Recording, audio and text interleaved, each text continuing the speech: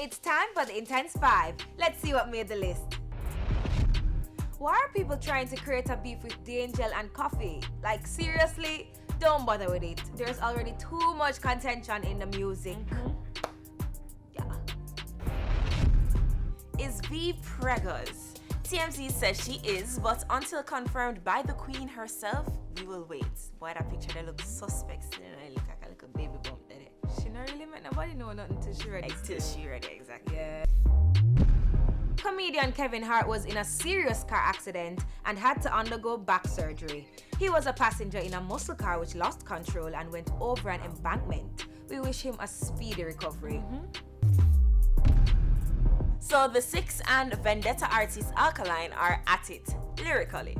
They've been throwing words in a few songs, but not too sure why there's even beef. Hopefully they'll squash this one soon. And finally holding the spot this week, Hurricane Dorian obliterated parts of the Bahamas. I think we all just watched the videos in horror. Oh my goodness. 20 reported deaths so far, and they fear there could be more. Find out how you can help. Call ODPM and pray for the Bahamas, please guys. That's it for the Intense 5 this week. Remember to follow us at TVJ Intense on IG.